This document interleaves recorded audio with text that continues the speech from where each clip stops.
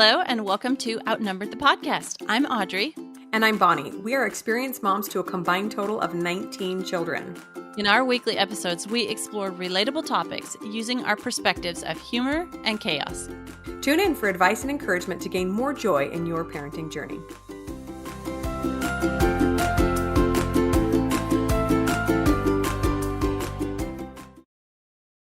Hello, friends. Welcome back to Outnumbered. Today's podcast is all about summertime, everyone's favorite time, except for maybe if you live in Phoenix like I do. It's kind of one of our less favorite times because it's so hot. But school's out.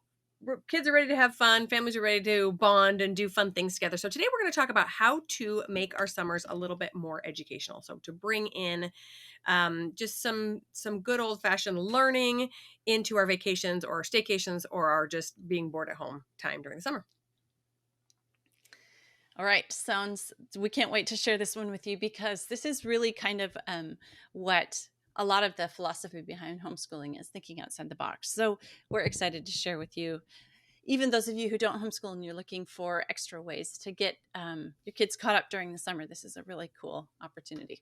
So first of all, I have something funny. It tickles me every time he does it, but my 3-year-old is in the current stage where when he gets mad, it's so healthy. I wish I was this healthy emotionally, but he'll have a little temper tantrum and he'll scream something out like, fine. Okay. So for example, the other day he was, he had his birthday and then the next day he woke up and he was like, I want to have my birthday again. I was like, well, honey, that's really awesome, but we can't have another birthday. So he says, fine, I'm never having a birthday ever again. He says, if you give me birthday presents, I kick them. So productive. Cracking me up. So then the reason I say it's healthy is because he gets that anger out and then he cries and then he comes to me and says, Mommy, I'm sad. I want to snuggle. And after he cries and has a snuggle, then he goes off and he's fine again. So right. It's the whole 2-minute through all the gamut of emotions and he's good and he's on his way again. Yeah. Can you imagine if we would process that, the initial anger, frustration, and then leaning into that sadness? There's a real lesson there for sure. The sweet thing. Let it all out and move on. Don't retain any of it. Right. And then you slowly learn that, kicking my birthday presents isn't probably going to bring me the outcome that I'm looking for, but I won't even let you give me any. That's adorable. Oh, man. Okay, so if you've listened to any of our other educational episodes, we have an entire series about education. Check them out if you're interested. But you know that we are big fans of making life educational, right?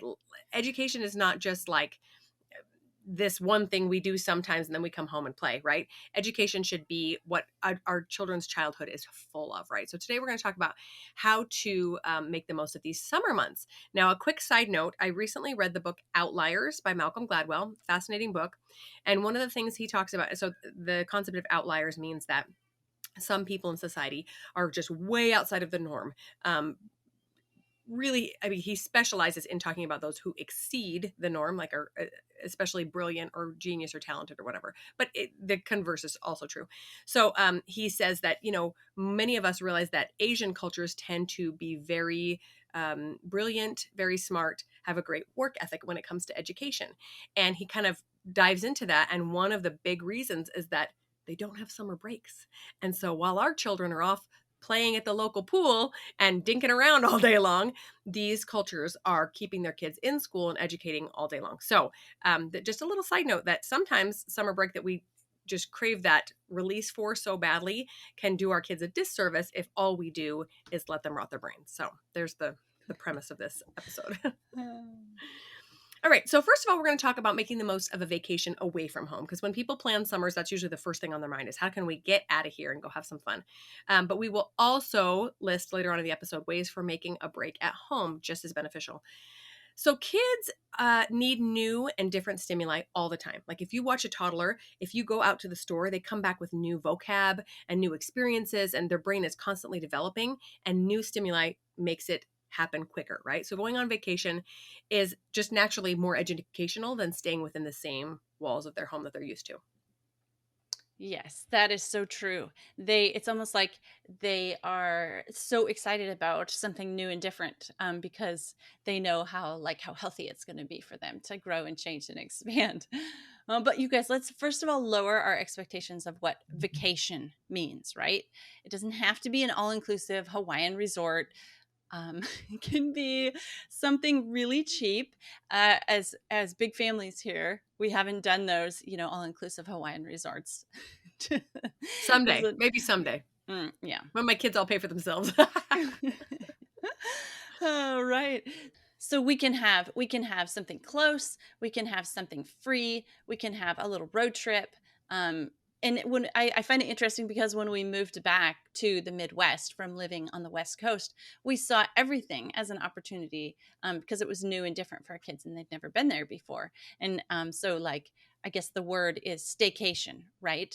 You look at your home place where you live as a tourist, or those areas around you. So you consider what's close to you and what you could make happen on a day trip or a weekend trip. And so it doesn't have to be, oh, we have to go to, Venice for them to learn something new. No, you just go, 10 miles down the road and they're learning something new. True, true. And I think for us adults, that's what we all default to. Right? We've probably mostly seen everything there is for our state to offer. But for our children, so much is new. And even if they've seen it a few years ago, they forget. We never did that thing. I'm like, yes, we did. Oh, I forgot you were only 4 when we did that. So going on these outings or even just staying close to home can be very beneficial as well to learn new things. So a few ideas for things that are maybe a little bit more close to home but might require a little bit of travel are zoos, aquariums, right? I just recently learned that there's an amazing zoo kind of wildlife experience about an hour away from our home that I didn't ever even know about. And it's way better than our local zoo that we're used to going to that kids are familiar with, right? Maybe historical sites or even areas of importance to your own family history. That's pretty exciting, right? You do some family history and you realize, oh my goodness, great grandma was born a couple hours away in this little town. Wouldn't that be fun to go do a day trip there and see how she might have lived, explore that a little bit? You might even be able to explore some ruins or places that have ancient artifacts, like a museum that shows maybe some pottery that was dug up in your area thousands of years ago. National or state parks close to you are always really fun, especially if you want to do some nature study, or areas that are known for specific plants or animals. Like on our way to California, we passed through the Joshua tree forest, which is always really, really fun to look at because they look kind of like Dr. Seuss type trees. Yeah. Yeah, those are awesome. Great photo ops too. Yeah. But oh, that reminds me of saying looking for something that your ancestors did. One really fun thing we did was the town where my mother-in-law was born, and so like her ancestors was from. They've now redone it and there's like a lake there. So that was kind of fun to go like see that lake and be like, oh, where grandma, and her grandma grew up was actually underneath this lake, and think about that kind of thing. Mm. um, Okay, so yes, all those opportunities, those are great ways to just do something different, lend themselves to education. So, ahead of your educational vacation, you of course want to take a couple minutes to orient yourself and with what's going to be there. You could drive right by something and not know it's there and miss it. Think about what you're going to be seeing there. Get a book or read them a book in the car about, you're going to the redwoods, driving through them, study about it. Why are the redwoods amazing? You drive. What about Mount Rushmore? So then you study the presidents and which ones are on the mountain and other ones and what their accomplishments were and what ones were before them and after them. And then what states you drove through. That's all geography, and give them maps. And we talked a lot about this in some of our other episodes, but so you can use a vacation to educate. But then I also wanted to talk just for a second about some people actually educate by traveling. So if you want to go down some really fun rabbit holes, look up car schooling, look up RV schooling, look up boat schooling. So some people that I know will go and buy an RV and travel for a year around to all the different places that they want to educate their kids on location in and learn history that way. Boat schooling, that is sailing to Italy to learn about Italy. I mean, that is really kind of awesome. And so it's like a total different mind shift to think about using travel as your education. I just want to throw that out there if you want to fall down that rabbit hole, because that one's really fun too. Oh my goodness. Go get on YouTube and start searching, alternative ways of homeschooling or travel the world homeschool. And there are so many amazing stories. And yeah, On a side note, just yesterday I stumbled across a listing for a multi-million-dollar yacht on Facebook Marketplace. And I said, "Oh, look, honey, we could sell our house, buy a yacht. Not that our house is worth that, but buy a yacht and travel the world. Let's do it." I mean, this thing was massive. It was gorgeous. Yeah, I'm sure it's yeah. bigger than our house, but there are lots of opportunities. But, all joking aside, even if that's not your idea of, you don't have the freedom to give everything up for a year and go do that, you could totally do it for a week or even just a couple of days, driving around to local states and learning as much as possible. Such a fun idea. So, in other words, what we're saying is that every trip can be educational with just a little bit of foresight. We love playing geography games in our car. This keeps kids educated and also less bored, and they stop asking, "When are we there?" Yeah, right. So, we've done geography bingo. So, we'll print out like laminate cards where when they see road signs or a city or something, they can put a little sticker on it. I've also done laminated maps for my kids and give them a dry erase marker, and they can trace our path. When we drove through several states, had a 2-day road trip a few years ago, we did this and the kids loved it. "Oh, we're going into Texas next. Oh, wait." And then Texas for the next 2 days. And then just kidding. Texas is big, not very fun to drive through. And we can also, especially the older kids, we can ask them for recommendations. Okay, where do you guys think our next stop should be? How long do you think it will take us to get there? How much gas are we going to use, in the next few hours? When will we need to stop for gas before it gets dangerous, right? Have them estimate those things, do some number crunching. How long is it going to take us to get there based on our speed? If there's no traffic, what if we slow down? All kinds of fun things to get the brains moving on car trips. One thing that my kids really like to do is have a map, and every time they see a license plate from that state, color that one in, because you don't That's have to smart. go very far. You don't have to travel worldwide to be able to, Yeah, or statewide. You don't have to go very far, and you can see lots of different license plates from different places. totally. Yeah, this isn't a vacation episode. It's more, about education, but there's a lot of affordable ways to get kids' minds open, giving them new experiences. So we have a whole episode about family-friendly activities, and in that we our listeners, you guys ask us for what we do with a wide range of kids. And so we talked a lot about a lot of family-friendly activities that all the kids, no matter what their ages, can get involved in. So go check out that episode too. But we're thinking about specifically travel things. So like camping, that's pretty low budget.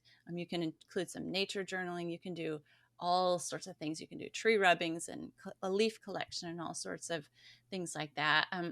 A day trip to a local river, lake, pond. It gives them an opportunity to study bugs and birds and fish. The visiting a local museum, they can learn about what the earliest settlers to that city, like how that city was founded and what life was like back then. There's so many ideas that can be pretty budget friendly, um, educational, and add a lot of educational value to your vacation. Yes, I love that episode. So that's episode 59 if you want to go listen to more about family friendly activities. So, moving on, what if leaving home is not an option? It's not in the budget, or husband can't get off work, mom is stuck somewhere doing something. What then? How do we make summer break educational, especially if your kids are in school and that those couple of months they are stuck at home, right? So, summertime is actually the perfect time to pursue all those educational opportunities that you don't have time for during the busy school year, right? So, in episodes 131 and also 73, we talk about other summer activities and schooling opportunities. So, be sure to listen to those. There's a little bit of overlap here, but we've got a lot more ideas for you too. Yes, those we talk about how you can use summer as an opportunity to like catch up or to take time off, and why you might want to do each of those things. So those are really good episodes. Okay, but some of this requires a little bit of forethought before you get to the activity. So like water sports. Do all your kids know how to swim? How about lifeguarding, CPR? Did your kids know that? Do you know that? That's going to take a little bit of time ahead of time to prepare for, and can even be like the early summer activity. First we're going to start out summer with swim lessons so that later we can go to, this lake that everybody wants to go to, and Yeah. everybody can learn. Yeah. Even just going to a local park or a big open green space, running the bases, throwing basketball around the driveway. This is all in schools, they call this physical education. It's educational because when they're moving their bodies, we're huge proponents of spending time outside, moving your bodies, fresh air, and all that. And I know my kids get a lot more opportunity, just because of the weather, to spend more time outside in the summer, and learning more about themselves and their bodies and nature around them during the summer. Right, right. For us, it's a little bit opposite because we spend a lot more time inside in the summer than we do fall, winter, spring. But there are a lot of other alternative educational opportunities. So we still maintain our math and language arts through the summer. But if I don't call it school, then the kids don't think it's school, right? So other than that, we do all kinds of educational things that I don't tell them are educational, right? So we'll play games, play lots of games. Things like writing letters to cousins. My kids are obsessed with getting real mail. Well, guess what writing letters is? Language arts. If you want to call it something in your head, call it that, and know your kids are getting language arts. They're getting spelling practice and handwriting practice and grammar practice and essay writing practice, all in a fun way of reaching out to cousins or grandparents or pen pals or whoever. My kids also love to play store. So get fake money and a little pretend cash register, and your kids will play store all day long. And they're calculating money, and they're doing things that are making their brains work, and they're creating little credit card receipts for each other. And this imaginative play is so great for them and so educational. And they just think it's fun summer playtime, right? We also love board games, and I try to get them to play something with some strategy or some that requires some brain power. Things like Monopoly, another math one, right? Settlers of Catan or Risk are fun ones, kind of higher level strategy games that my kids really enjoy. And then lots and lots of artwork in the summer.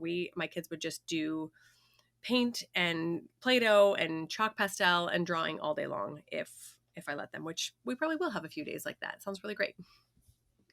Yeah, that's right.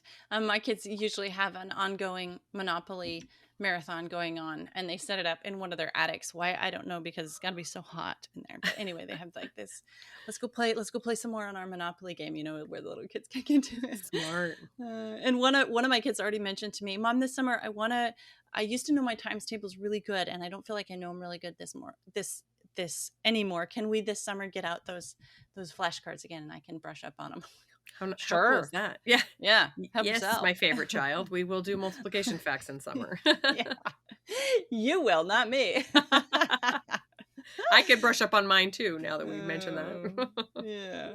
It's a great time. Okay, you guys, the library is probably the best educational source. And oftentimes libraries have interlibrary agreements that like in your own state. So my kids love to go to the local library. But if we're traveling because of interlibrary loan, we can go to other libraries, which they love. They think it's all new books because they've never been there before. It's a different layout, whatever. And they probably do have some new books. So they love that. And they get to go in and check out because of interlibrary loan. They can return them back at our local library. So that's a pretty sweet thing too. Summer is a great time for the library. We use the library more probably in the summer than we do this during the school year. We always choose a library day. We do Friday because what we do is we go visit the library, then we go swim, and afterwards everybody's tired and they've got new library books, and the afternoon is like my time because they're so quiet and they're so worn out from swimming. So something we do, and I'm pretty sure I have shared my library list that I give my kids in the summer going into the library with our Patreon fans. So you guys, if you want to support us on Patreon, you can have access to that too. But I have this sheet that I give my kids where I require them they can get as many books as they want. And they also have to get a poetry book, a play, a book from a section that they've never been in the library before, and this is kind of a cool list. It gets them, that's educational, right? Because they have maybe never picked up a book of poetry before and read it, or one by this author or something. So it's my sneaky way of getting them to educate themselves in the summer using the library. Yeah, I love that because kids, every time my kids go to the library after a long break, they're like, "Oh, we're so excited to be here. Give me all the books." And then we'll go regularly for a while and they're like, "I've read everything and there's nothing new." Yeah, clearly you read everything in this library full of 50,000 books. But yeah, a challenge, right? It could almost be kind of like almost like a scavenger hunt kind of a thing, Mm-hmm. right? You go check this off. Did you get this kind of book? Did you get this kind of book? And however many you can read, I don't know, we'll do a sticker chart or something. We can make it fun, but especially for the younger ones. But the library, man, raising a child who has a deep love for the library, I think there's nothing more powerful than that. That will be a child who will be a lifelong reader, and anyone who loves to read can learn anything they want. I think about how many business books I've read as I try to develop my business, and I'm thinking, what if I was a poor reader, or what if I didn't enjoy it? Right? Think life in general would just be so much harder. Yeah, and libraries usually have one last thought about libraries is they usually have summer programs going on. So Yeah. they have like summer reading programs where they award prizes for number of books read or different categories read, or they have summer activities. And so the library has already done a lot of your work for you, your Yeah. planning, and just tap into what they've got going on. Yeah, very often you can just go and get a little sticker chart that they have for your kids and they can check it off and there's a prize at the end, or you can come up with something. If you're a child of the 80s or 90s, you probably remember the old Pizza Hut pan pizza read Hmm. along. I feel like we should still get something like that. Maybe I'll buy myself a pizza every time I read 30 books or something. Just kind of ingrained in me from childhood. We should totally start a book club where we're like, we have a pizza party to discuss our book or Totally. something. Absolutely. Everybody of our generation would totally get Yeah, totally, it. totally. Sounds great. Only now that we're bigger, our personal pizza will be like an actual pizza. Oh, yeah, it's That sounds fun. good. Okay, so a final thought for me is service projects. Summertime, because we have more downtime, is a great time to get your kids involved in the community.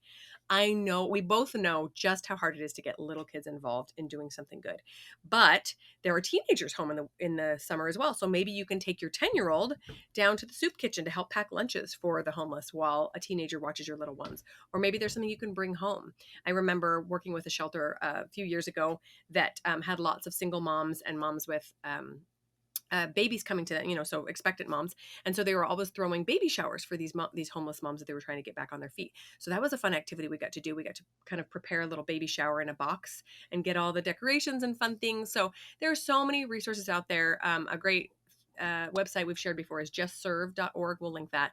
But just asking around, is there a project we can bring home or that allows for younger kids to come and help out so that they can get that reward of helping someone that's less fortunate than them?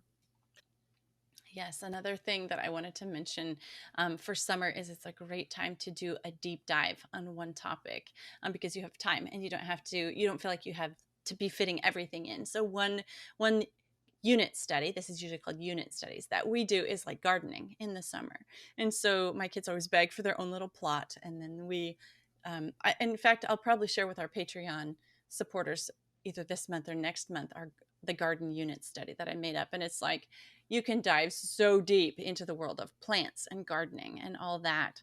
The simplest level of coloring things from kids. And they plant a bean in a clear plastic cup and they can see the roots and the stem and all of that grow. And then, the older ages, they can go so deep into, botany and learning about gardening that way and all that. So it's a summer is another great opportunity if you want to take a deep dive in one subject. That's pretty fun too. So yeah, you guys, we just want to encourage you to not take summer too seriously. Like either way. Don't be like, yeah, no learning this summer ever at all. We're done.